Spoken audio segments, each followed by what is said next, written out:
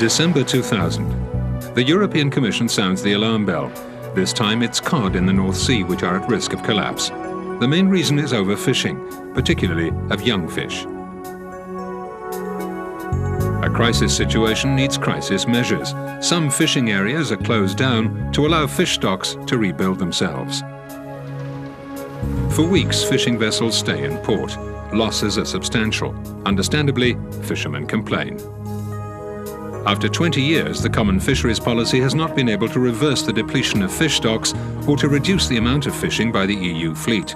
As a result, jobs are being lost and coastal communities are declining.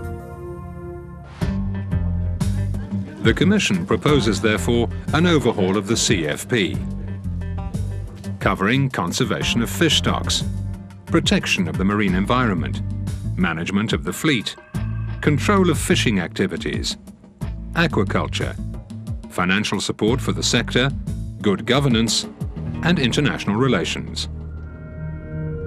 The aim is to ensure the biological, economic, and social sustainability of the fishing sector while improving the way the CFP is managed.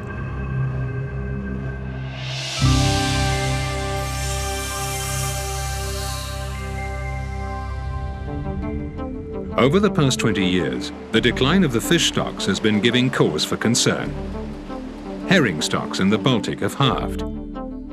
North Sea cod has declined by 60%. And 3/4 of whiting have gone from the Irish Sea. The situation is similarly worrying for plaice, hake, haddock, and many more. No annual or even emergency measures have managed to rebuild sustainable stocks. At the moment, the total allowable catches, TACs, and quotas are fixed by the Council on an annual basis after tough negotiations. Every year, fishermen are left wondering just how much fish they'll be allowed to catch. Worse still, total allowable catches are often set at levels higher than those recommended by scientists.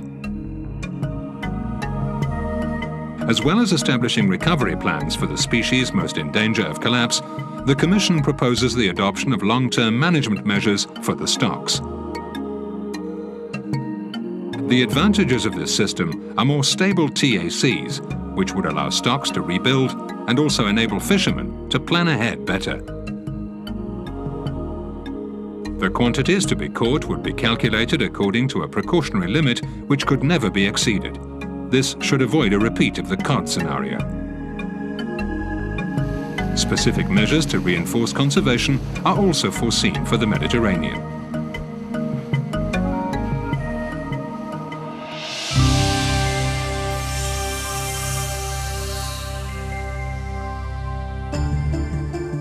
The programs aimed at reducing the size of the fishing fleet have had only limited success.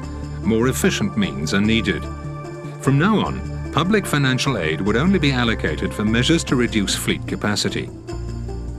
Starting from the levels of capacity set for the 31st of December 2002, the Commission proposes a number of measures. 1. Any withdrawal of capacity carried out with public aid would automatically lead to an equivalent and permanent reduction of the authorized capacity levels. 2.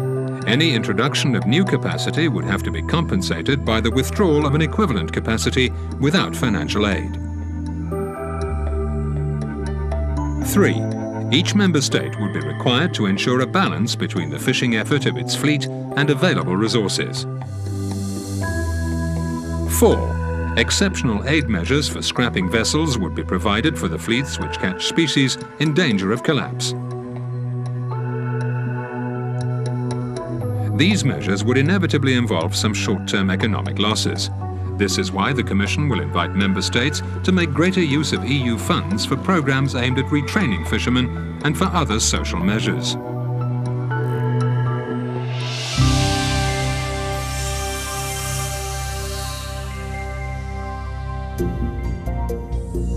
Another important part of the reform is the control of fishing activities. The major problem with the current system is the lack of uniformity in the enforcement of rules. The first thing the Commission wants to do is to strengthen the uniformity of the systems of monitoring and sanctions. At the same time, it would extend the use of new control technologies, such as vessel surveillance by satellite, which allow for more effective controls and also improve safety at sea. In the longer term, the Commission proposes the creation of a joint fisheries inspection structure. Its role would be to improve cooperation between the national bodies and to ensure equal enforcement of the rules in all member states.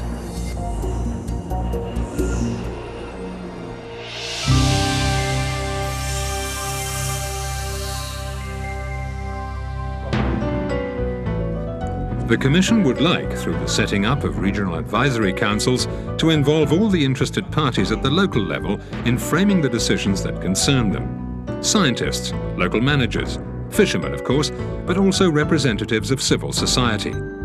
These councils would provide a voice for grassroots concerns.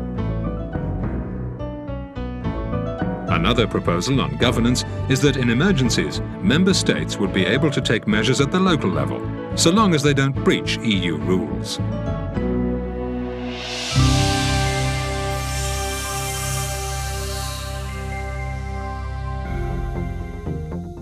It's very difficult to arrest a vessel caught fishing illegally on the high seas. The European Union is nonetheless determined to reinforce its fight against this type of activity, which threatens fish resources and jobs.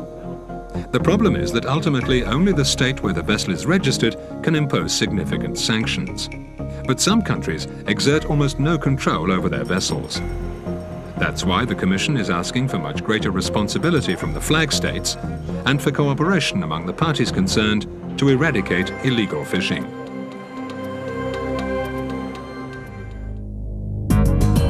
Decision makers, fishermen, fish merchants, processors, consumers, all are concerned by this reform of the common fisheries policy. The sustainability of fish stocks and, as a result, the survival of an entire economic sector depend on it.